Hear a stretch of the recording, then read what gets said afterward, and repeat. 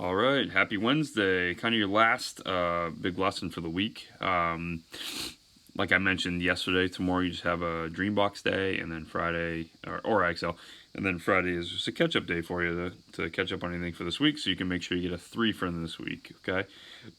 You're going to see a lot of problems like you had yesterday, but you're also going to see some new stuff, okay? So, I don't know if I mentioned this yesterday or not, but if you have like 6a plus 8a, right? We talked about that would be simplified to 14a, so that would be the answer because you can combine those. Okay.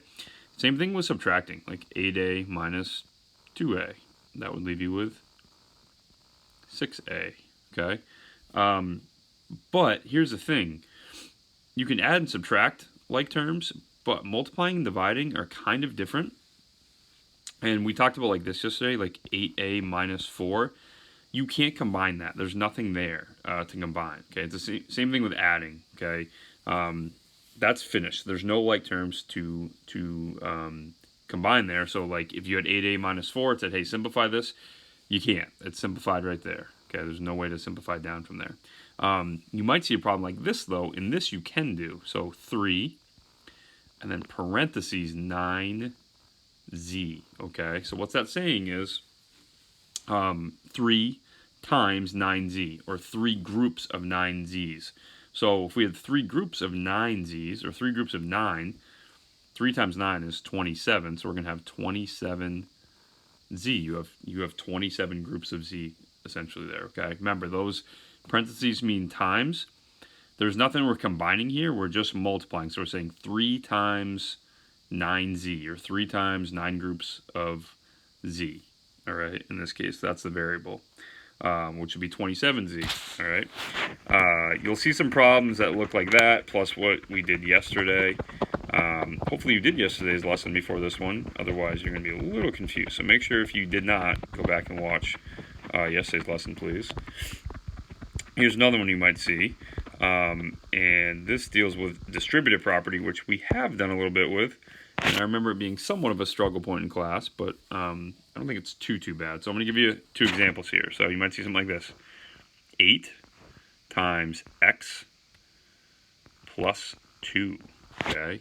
Now your x and your plus 2, those are not like terms, so we can't combine those. Okay. But we can use this 8 here to distribute it in and to kind of simplify this. Okay. So what this is basically saying is you're going to do 8 times x, and then you're going to do 8 times, in this case, a positive 2, okay? So 8 times x would be 8x, simply how we'd write that, okay? And we have a addition sign here, so we're going to do plus. Everything stays nice and positive with this one, which is great. And then 8 times 2 is 16, okay? Now, can you combine 8x plus 16? No, you can't. You don't have any like terms there, so technically this is your answer. Okay, you might see, here's another example of a problem you might see.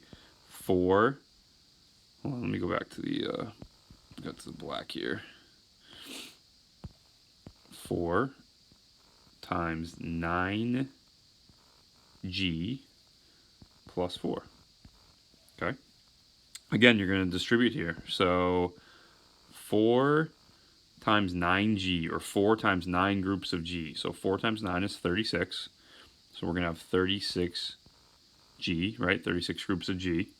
And then you're going to do this also. You're going to distribute in this 4 times 4. Remember, parentheses mean times. That's the importance of the parentheses here. So 4 times 4 is 16, okay? And we have an addition sign. So can we combine 36g plus a regular 16? No, we can't. So this here is our final answer, okay? Your skill for today is level H dot Y dot 16, and you're going to go a score of 75. All right, so make sure you do this assignment and yesterday's assignment, plus some Dreambox or some IXL for tomorrow to get yourself to 3 for this week. I know you guys can do it. I hope you're enjoying this nice weather. Hope you're feeling all right. Hope everything's going okay for you. So check in, please, if you want in the next couple of weeks. Drop me a line and just let me know how you're doing. So I'd love to hear from you. Thanks.